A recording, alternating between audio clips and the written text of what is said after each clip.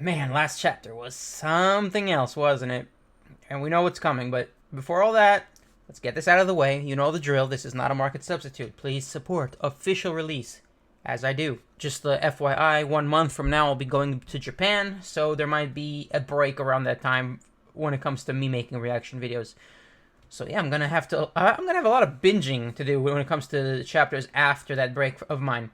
So yeah, I'm gonna be making a pilgrimage of my own. Speaking of pilgrimages, let's get into chapter 1114, titled The Wings of Icarus, which tells me a lot. If you know, you know, especially on Twitter. So, speaking of pilgrimage, Oni, Child, Yamato, and the Holy Inari Shrine Pilgrimage Volume 4. I ask that you complete a pilgrimage to Hakumai and return this sword to Enma's shrine in the late Yasui's stead. Navy HQ, New World. The world is shocked. The world's gonna sink into the ocean. Does he realize what he's saying? Dr. Vegapunk. Bunch of nameless vice admirals. Plus Hina. I see Hina. Wow, that guy's head is literally shaped like a burger. He looks like a Muppet. That guy looks like Popeye. A lot of features like Popeye. Everyone else looks kind of random. Sakazuki. You can't tell what he's thinking. Like, he doesn't look shocked. Like, he looks somewhere in between angry and annoyed, and more or less, above all else, he looks thoughtful, but in a negative way. Like, he looks not shocked, but he does look perturbed. The town of Mockery, Mocktown. Of course, Mocktown doesn't believe it. This guy's a riot. Is he trying to panic everyone and take the world down with him? How the heck is the whole world meant to sink, Mr. Genius? Keep laughing. City of Water, Water 7. If he was just talking about this city, I'd believe him in an instant. But the whole world, it'd take a lot more than rising tides to do that, right? Is that right, Polly? Lulu? The underwater prison, Impel Down. Interesting, interesting. We're getting a lot of places which have a lot of stuff to do with the foreshadowing that I may have failed to mention in the past. Like, we all know that this has been foreshadowed since the beginning. Where does Crocus live, who knows what the One Piece is? And the Void Sentry. He lives inside a whale. What does Rayleigh do, who knows what the One Piece is and knows about the Void Sentry? He lives as a ship coder, coding ships. Impel Down, it's underwater. Water 7, slowly sinking. Long Ring Longland, regularly flooded. Water 7 is hit by a tidal wave once a year. What else? The Red Line, super high up. Drum Island's castle, super high up. Dressrosa's castle, super high up. Alabasta's castle, super high up. Wano, super high up. Need I go on? The world is 90% water. That had to have happened somehow. It couldn't have always been like that. The calm belt is unnatural. Grand Line as well. This just gets better and better. Isn't it your job to take care of the inmates, Magellan? What are you gonna do if the prison gets completely flooded? You have a point. The sudden sea level rise earlier caused havoc with some cells, and that was only 1 meter. How many meters would it take to cover the whole world? Most urban areas would be screwed if water levels rose just another 5 meters. Maybe we should all evacuate. We could always go somewhere high up. You knew something, didn't you, Doflamingo? Ryugu Kingdom, Fishman Island. Another example. Not to mention, all the races that move somewhere. Like, Fishman Island, of course, they're meant to live underwater. Whatever, merfolk, fishfolk. But then the Skypeans moved to the moon because the world was flooding in the past. I bet all of this was connected. Father, is that really going to happen? It sounds so outlandish, Jamon. Egghead, the island of the future. This is crazy talk. But the world's most acclaimed scientist is saying it. Yeah, it doesn't matter if it's true. It'll cause mass panic and chaos. Yeah, people will panic even if it's not true. But we think it is true. Because Vegapunk is right. Enough with the lies and madness, Vegapunk. Yeah, you shut up. Quickly, eradicate the broadcast now. No, snuff out every living thing you can sense. We can deal with the ramifications later. Oh, wow. And literally all of them are... Well, 4 of them are mid-fight. It's up to Mars. Because Venus is fighting Sanji. Saturn is fighting Usopp, Nami, Brook, Chopper, Robin. And I guess Jupiter and Mercury are fighting Luffy, Dory, and Broggy. So it's up to Mars to find the snail. Nah, it's too late. And then it's up to York as well. Damn, Stella, did he really spill the beans on everything? Please humor me for a moment as I make a prediction. Finally, back to the message, because everything up to this point in this chapter was reactions, which I love reactions from the characters around the world, but I really want to hear what's next, because, like, I'm missing a lot of pieces. I didn't get spoiled on most things, like, very little. Assuming my sensor data is accurate, a few days from now, as I record this, an exceptionally vicious earthquake will rock the entire planet. So he knew about the earthquake before it happened because of his data. Don't tell me he's talking about today's earthquake. Didn't he die after this recording? Following this calamity, sea levels the world over will rise by 1 meter. It did. A number of islands will become uninhabitable. No way, he actually saw it coming. And naturally, many beaches will also be completely submerged. Yeah, it's already happened in some places. The lowest places. Yeah, so he did record this before the earthquake. Oh, if this doesn't come to pass, feel free to disregard the rest of this message. Oh, but it did happen. Tanjiro on Longring Longland. With his stilts. Which, another coincidence perhaps, but Oda is making it retroactively relevant. Stilts, flooding, he's weaving it together after the fact. If not from the beginning, he knew about it. One way or another, most of this was planned. Some of it wasn't, but that's not important. Most of it was. This is freaky. How was he able to call it? Oh, there's Kuzan, injured on Hachinosu. Assuming, however, these events have transpired, then please pay heed to what I have to say.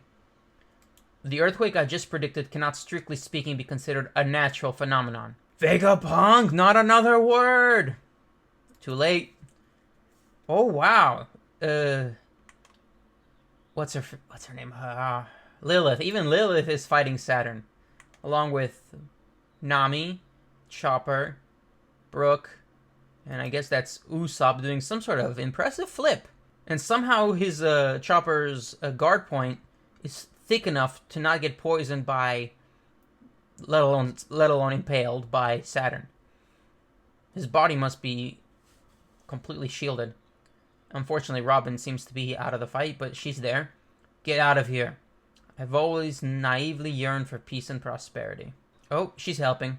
Ooh, they're losing. Saturn is too strong. Be gone! That brought me to what proved to be my first grave sin. Finally, we get confirmation on what his sins are, because interpreted in many ways. Mars, what is the status of the power station? I'm seeing to it now. We must preserve the contents of that room. I am almost there. I was fixated on my dream of developing an everlasting energy source, hell-bent on driving the world to a bigger and brighter future. Ah, the mother flame. Saturn pushed past the Straw Hats, since his priority's not them, and he made it to the power room. But I flew too close to the sun. Okay, so in this case, metaphorically speaking, Vegapunk is Icarus, hence the Wings of Icarus. We have to eradicate all life forms. We must be relentless. Not yet. Why is he destroying the panels? Like, isn't he trying to secure the mother flame? And what is the mother flame? Like, until now, I was sure that it's nuclear power, and it is, based on everything we've known so far, but now it's literally just some sort of a flame submerged in a container full of liquid. And it resembles Luffy's hair in Gear 5. Resembles all the animals in Wano with that flame pattern, but flame is flame. I shouldn't get ahead of myself, though. It's no use, nothing's working. Oh, the giant's still there. The Iron Giant. Completely forgot about that. In order to understand. What is it? We didn't even phase it. Where the world is heading. Youch, that's hot. We'll be burned to a crisp if we don't hurry. Oh, right. Yeah, Warcree has fire powers. I forgot about that. So they have a fire type on their side, too. Luffy's still laughing. So, Vegapunk, in order to understand where the world is heading, we must first address the past, specifically what happened between 900 and 800 years ago. Here it comes. A century-long period that most think of as a blank part of history. Imu's listening. All the celestial dragons are listening. Those miserable marines, what are they doing? Hurry and shut this cretin's mouth. And yeah, the celestial dragons don't want this to be found out. Fittingly, it is known as the Void Century, since all information about it has either been erased or lost. And that is true for the most part. But there is one last key to unlocking some scraps and echoes from back then. Death is too good for him. Bring back his body. I'll tear him limb from limb. Yeah, the Celestial Dragons are upset, but not all of them are. The Void Century? What is he talking about? I think the younger generation haven't been initiated yet into their secret past. Some of them might never even find out, or at least not until they're old enough. Like Shalaria, I don't know how old she is, but she's obviously a younger generation because her father's one of the older ones. That's Shalros' sister, more or less. It's very interesting that not all of them know this. The poneglyphs, those lonely stones dwelling in various quiet and calm lands all over the globe. The text inscribed on them, once decoded, is our one and only method of glimpsing this unknown past. There is she. Saul is listening. Orange Town, he's blue. Hey, did you know that way back when 20 kings teamed up to create the world? I wonder if this old-timer knows about any of them. Who can say? What do you think, Choo Choo? Oh, Amazon Lily. Despite this, any attempts to decipher the poneglyphs is considered taboo by the world government. And so I felt compelled to commit my second grave sin. I betrayed the government and studied this forbidden era myself. I was fortunate enough to inherit several documents from a certain group of exceptional archaeologists, and that allowed me to decipher a number of poneglyphs. Zoro-san, Jinbei-san. I pursued this research as far as possible, and I have no regrets. Good man. History is a story, after all. Whoa, the ground's moving. Huh? Look, the clouds are stretching? This must be what Edison was talking about. That's right, with the edge of clouds further out, we'll be able to leap right onto the ocean. That's not bad. Don't even have to use a coup to burst. Or at least, if you do, it'll be more accurate. Or at least further. Y'all straw hats had better make it. Don't you dare get caught by the government. And in truth, I only know a small fragment of this 100-year-long tale. Interesting, so he doesn't know as much as, say, Rayleigh or Crocus. It wouldn't be right to leave you with baseless speculation, so I'll limit myself to the facts as I know them. Enough, Straw Hat, it's pointless. The star of this story was born 900 years ago in a bountiful and advanced kingdom. This next move is gonna work. Luffy attacks him. Stop it, you're cracking us up. Nah, he still can't hurt Work here because he's too hot and hard. And just like the legendary sun god Nika from the fables of Elbaf, he too fought with a stretchy and elastic body. They called him Joy Boy. Okay, so that confirms that Nika was first. Nika is an Elbaf legend. He was the first man to take to the seas. The first one to be called a pirate. We're being stretched into next week. There's a break next week, but I mean we're being stretched into next chapter. So next chapter we actually get into the nitty-gritty. This is still a prologue in my opinion, which is good. It's good. I don't mind waiting. Anyway, this is a good chapter. Could have been a little bit deeper, but we got to see a lot of worldwide hints and reactions. Yeah, everything's coming together. It's all coming together. And man, these 5 elders are still fighting because what they're scared of has still yet to be said. And now we finally have our first confirmation about information about Joy Boy since, I want to say, Fishman Island? Because we already knew he lived in the Void Century. Everyone knows that now. But now we find out that not only was he a pirate, which everyone assumed, we have confirmation that he was the first pirate. Well, that's the end of this chapter. Thank you guys for watching. Please consider liking, subscribing, sharing with a friend, and I'll see you next time.